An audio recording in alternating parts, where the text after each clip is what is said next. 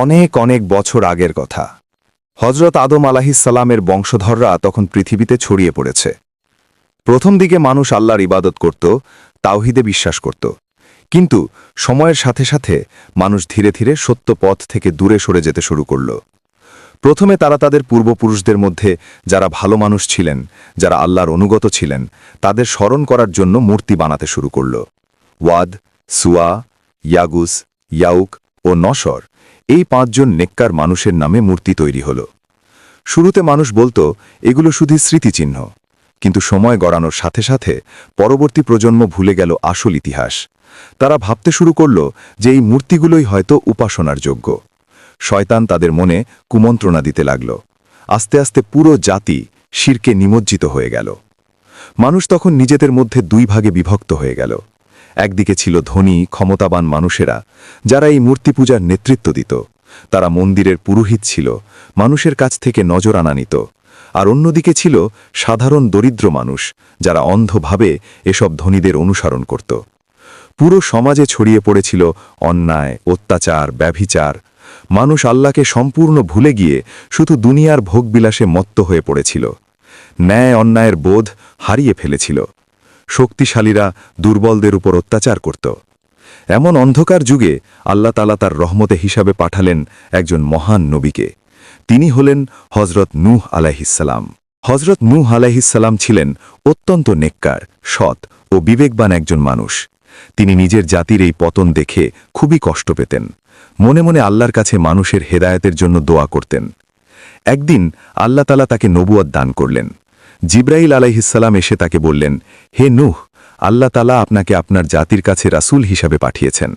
আপনি তাদেরকে শিরক থেকে তাওহীদের দিকে, অন্ধকার থেকে আলোর দিকে ডাকুন।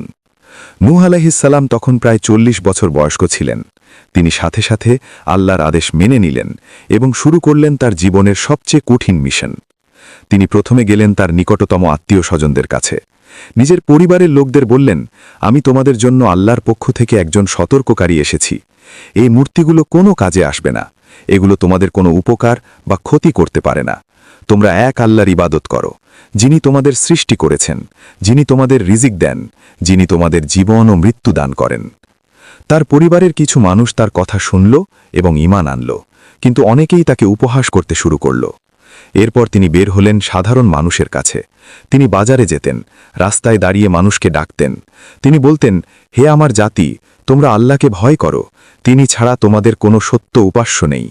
আমি তোমাদের জন্য কিয়ামতের ভয়াবহ শাস্তির ব্যাপারে ভয় করছি। তিনি মানুষকে বোঝাতেন, দেখো আল্লাহ তাআলা কত সুন্দর করে তোমাদের সৃষ্টি করেছেন। তিনি আকাশ থেকে বৃষ্টি দেন যাতে তোমাদের ফসল হয়। তিনি সূর্য দিয়েছেন আলো দেওয়ার জন্য, চাঁদ দিয়েছেন রাতে আলো দেওয়ার জন্য। এসব কিছুরই স্রষ্টা তিনি। তাহলে তোমরা নিজের হাতে তৈরি পাথরের মূর্তির কাছে কেন মাথা নত করো? কিন্তু মানুষ তার কথা শুনত না। বরং তারা বলতো, নূহ, তুমি আমাদের মতোই একজন মানুষ, তোমার কোনো বিশেষত্ব নেই। তুমি যদি সত্যিই আল্লাহর রাসূল হতে, তাহলে ফেরেশতা হয়ে আসতে। আমরা তোমার কথা মানব না। নূহ আলাইহিসসালাম যখন দেখলেন সাধারণ মানুষ তার কথা শুনছে না, তখন তিনি গেলেন সমাজের নেতা ও প্রধানদের কাছে। তিনি ভাবলেন, যদি নেতারা ঈমান আনে, তাহলে সাধারণ মানুষও তাদের অনুসরণ করবে। তিনি গেলেন তাদের সভায়। অত্যন্ত বিনয়ের সাথে তাদের বললেন, হে আমার জাতির নেতৃবৃন্দ, আমি তোমাদের কাছে কোনো সম্পদ চাই না, আমি তোমাদের কাছে কোনো ক্ষমতা চাই না। আমি শুধু চাই তোমরা আল্লাহকে মানো, তাহলে তিনি তোমাদের পাপ মাফ করবেন, তোমাদের আরও সম্পদ দেবেন, তোমাদের জান্নাত দেবেন। কিন্তু নেতারা হেসে উঠল। তারা বলল, নূহ, আমরা তোমাকে স্পষ্ট পথভ্রষ্ট হতে দেখছি। তুমি চাও আমরা আমাদের বাপদাদার ধর্ম ছেড়ে দিই, যে ধর্মে আমরা জন্ম থেকে আছি? তাদের একজন নেতা, যার নাম ছিল ওয়াদ, সে বলল, নূহ, তোমার অনুসারী দেখো কারা। তোমার সাথে আছে শুধু দরিদ্র নিচু শ্রেণীর মানুষ, কামার, মুচি, মজদুর, এরাই তোমার অনুসারী। আমরা কিভাবে তাদের সাথে এক কাতারে দাঁড়াবো? আরেকজন নেতা বলল, আমরা মনে করি তুমি মিথ্যাবাদী। তুমি নিজেকে গুরুত্বপূর্ণ বানানোর জন্য এসব বলছো। তোমার মধ্যে আমাদের চেয়ে বেশি কোনো যোগ্যতা নেই। নূহ আলাইহিসসালাম ধৈর্যের সাথে জবাব দিলেন, হে আমার জাতি, তোমরা কি ভেবে দেখেছ আমি যদি সত্যি আল্লাহর পক্ষ থেকে আসা নবী হই, তাহলে তোমরা কত বড় ক্ষতির মুখে পড়বে? আমি তো তোমাদের কল্যাণই চাই। আমার অনুসারীরা যদি দরিদ্র হয় তাতে কি? আল্লাহর কাছে ধনী গরিবের কোনো পার্থক্য নেই, পার্থক্য শুধু তাকওয়ায়। কিন্তু নেতারা তার কথায় কান দিল না। বরং তারা মানুষকে নূহ আলাইহিস সালামের বিরুদ্ধে উস্কে দিতে লাগল। তারা বলতো, এই নূহ চায় আমাদের পূর্বপুরুষদের অপমান করতে, সে চায় আমাদের ধর্ম ধ্বংস করতে, তার কথা শুনো না। তবুও নূহ আলাইহিস সালাম হার মানলেন না। তিনি প্রতিদিন মানুষের কাছে যেতেন। সকালে বাজারে যেতেন, দুপুরে মানুষের বাড়িতে যেতেন, সন্ধ্যায় সমাবেশে গিয়ে বক্তব্য দিতেন, রাতে গোপনে মানুষের সাথে দেখা করতেন। কুরআনে নূহ আলাইহিস সালাম নিজেই বলেছেন, হে আমার রব, আমি আমার জাতিকে রাত দিন আহ্বান করেছি, কিন্তু আমার আহ্বান তাদের পলায়নই বৃদ্ধি করেছে। যখনই আমি তাদেরকে ডেকেছি যাতে তুমি তাদের ক্ষমা করো, তারা তাদের কানে আঙুল দিয়েছে, নিজেদের কাপড় দিয়ে মুখ ঢেকেছে, অহংকারে অটল থেকেছে। তিনি বলেছেন, আমি তাদেরকে প্রকাশ্যে ডেকেছি, তারপর আমি প্রকাশ্যে প্রচার করেছি এবং গোপনেও বুঝিয়েছি। বছরের পর বছর কেটে গেল, 10 বছর, 20 বছর, 50 বছর। নূহ আলাইহিস সালাম বৃদ্ধ হতে লাগলেন। তার দাড়ি সাদা হয়ে গেল, কোমর বেঁকে গেল, কিন্তু তার দাওয়াত থামল না। 100 বছর কেটে গেল, এরপর 200, 300, 500। নূহ আলাইহিস সালাম তখনও একই কথা বলে যাচ্ছেন, তোমরা আল্লাহকে মানো, তওবা করো, তোমাদের কল্যাণের জন্যই বলছি। তার সাথে ঈমান এনেছিল মাত্র 80 বা কিছু বেশি মানুষ, বাকি হাজার হাজার মানুষ কুফরিতে অটল থাকল। 900 বছর পার হয়ে গেল। মাঝে মাঝে নূহ আলাইহিস সালাম হতাশ হয়ে পড়তেন, ভাবতেন এত কষ্ট করেও মানুষ ঈমান আনছে না কেন? কিন্তু তারপরই আল্লাহর উপর ভরসা করে আবার শুরু করতেন। অবশেষে পুরো 950 বছর কেটে গেল, 5 প্রজন্ম বদলে গেল। যারা শুরুতে নূহ আলাইহিস সালামের কথা শুনেছিল তারা মারা গেল। তাদের সন্তান, নাতি, প্রপ্রৌতন্য সবাই একই কুফরিতে থাকল। নূহ আলাইহিস সালাম বুঝতে পারলেন যে এই জাতির মধ্যে আর কেউ ঈমান আনবে না। একদিন নূহ আলাইহিস সালাম খুবই ব্যথিত মনে আল্লাহর কাছে দোয়া করলেন। তিনি বললেন, হে আমার রব, তুমি এই জমিনে একজন কাফেরকেও বাকি রেখো না। যদি তুমি তাদের বাঁচিয়ে রাখো, তারা তোমার বান্দাদের পথভ্রষ্ট করবে এবং ফাসেক ও কাফের ছাড়া কাউকে জন্ম দেবে না। এই দোয়া কিন্তু নূহ আলাইহিস সালাম রাগ করে করেননি। তিনি 950 বছর চেষ্টা করে দেখেছেন যে এই জাতির মধ্যে আর কোনো ভালো নেই। আল্লাহ তাআলা তাকে ওহীর মাধ্যমে জানিয়ে দিয়েছিলেন যে এরা আর ঈমান আনবে না। আল্লাহ তাআলা নূহ আলাইহিস সালামের দোয়া কবুল করলেন। তিনি বললেন, হে নূহ, তোমার পরে তোমার জাতির আর কেউ ঈমান আনবে না, সুতরাং তাদের কর্মকাণ্ডে তুমি দুঃখিত হইও না। এখন তুমি আমার চোখের সামনে এবং আমার নির্দেশ অনুযায়ী একটি নৌকা তৈরি করো।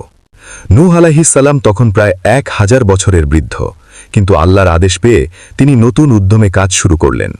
আল্লাহ তাআলা তাকে বিস্তারিত নকশা জানিয়ে দিলেন। নৌকাটি হবে 3 তলা বিশিষ্ট, দৈর্ঘ্যে প্রায় 300 হাত, প্রস্থে 50 হাত, উচ্চতায় 30 হাত, শক্ত কাঠ দিয়ে তৈরি, আলকাতরা দিয়ে লেপা, যাতে পানি ঢুকতে না পারে। নূহ আলাইহিস সালাম কাঠ কাটতে শুরু করলেন। তার যে কয়েকজন অনুসারী ছিল তারাও সাহায্য করতে লাগল। তারা প্রতিদিন কঠোর পরিশ্রম করত, কিন্তু সমস্যা ছিল তারা নৌকা বানাচ্ছিল সমতল ভূমিতে, কোনো নদী বা সমুদ্র সেখানে ছিল না। এটা দেখে কাফেররা প্রচণ্ড হাসাহাসি করতে লাগল। তারা বলতো, দেখো দেখো, নূহ নবী হওয়া ছেড়ে এখন ছুতর হয়ে গেছে, বুড়ো বয়সে মাথা খারাপ হয়ে গেছে। একদল মানুষ এসে বলতো, নূহ, এখানে তো কোনো পানি নেই, তুমি নৌকা বানাচ্ছ কেন? জাহাজ তো সমুদ্রে চলে, মাটিতে নয়। আরেকজন বলতো, হা হা হা, তুমি কি নৌকা করে আকাশে যাবে? তরুণরা এসে ঠাট্টা করত, বুড়ো নূহ এত বড় নৌকা বানিয়ে কি করবে? বউয়ের সাথে ঘুরতে যাবে নাকি? কিন্তু নূহ আলাইহিস সালাম ধৈর্যের সাথে জবাব দিতেন, তোমরা আজ আমাকে নিয়ে হাসছ, একদিন আমিও তোমাদের নিয়ে হাসব, যেভাবে তোমরা আজ আমাকে নিয়ে হাসছ। তখন বুঝবে কার উপর অপমানকর শাস্তি আসে আর কার উপর স্থায়ী আযাব নেমে আসে। এভাবে বছরের পর বছর কেটে গেল। কেউ কেউ বলে নৌকা বানাতে 40 বছর লেগেছিল, কেউ কেউ বলে 80 বছর। অবশেষে নৌকা তৈরি হলো, এক বিশাল সুন্দর মজবুত জাহাজ, 3টে তলা, নিচের তলায় থাকবে পশু পাখি, মাঝের তলায় মানুষ, উপরের তলায় খাবার ও প্রয়োজনীয় জিনিস। নৌকা তৈরি হওয়ার পর নূহ আলাইহিস সালাম অপেক্ষা করতে লাগলেন আল্লাহর নির্দেশের জন্য। একদিন সকালে নূহ আলাইহিস সালামের স্ত্রী রান্নাঘরে তন্দুর চুলায় রুটি বানাচ্ছিলেন। হঠাৎ তিনি দেখলেন চুলা থেকে পানি বের হয়ে উপচে পড়ছে। তিনি চিৎকার করে ডাকলেন, হে নূহ, এদিকে আসুন, দেখুন কি হচ্ছে। নূহ আলাইহিস সালাম দৌড়ে এসে দেখলেন চুলা থেকে ফুটফুট করে পানি বের হচ্ছে। তিনি বুঝতে পারলেন যে এটাই সেই সংকেত যার জন্য তিনি অপেক্ষা করছিলেন।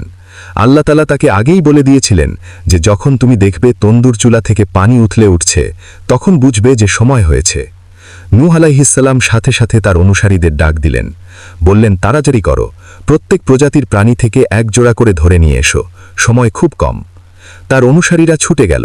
তারা প্রতিটি প্রজাতি থেকে এক জোড়া করে প্রাণী ধরে আনতে লাগল। সিংহ, সিংহী, ছাগল, ভেড়া, উট, গরু, ঘোড়া, হরিণ, খরগোশ, সব ধরনের পশু, আর পাখি, ঈগল, কবুতর, টিয়া, ময়ূর, সবকিছু। আশ্চর্যের ব্যাপার হলো, প্রাণীগুলো যেন নিজেরাই বুঝতে পারছিল কি হতে যাচ্ছে। তারা নূহ আলাইহিস সালামের ডাক শুনে নিজেরাই এগিয়ে আসছিল। সিংহ এবং হরিণ একসাথে নৌকায় উঠছিল কোনো ভয় ছাড়াই। বাঘ এবং ছাগল পাশাপাশি দাঁড়িয়েছিল। এটা ছিল আল্লাহর এক বিশেষ নিদর্শন। নূহ আলাইহিস সালাম শেষবারের মতো সবাইকে ডাক দিলেন, যারা ঈমান এনেছ তারা নৌকায় ওঠো, এটাই শেষ সুযোগ। কিন্তু কাফেররা হাসাহাসি করতে লাগল। তারা বলল, দেখো, বুড়ো নূহ এখনও তার পাগলামি চালিয়ে যাচ্ছে।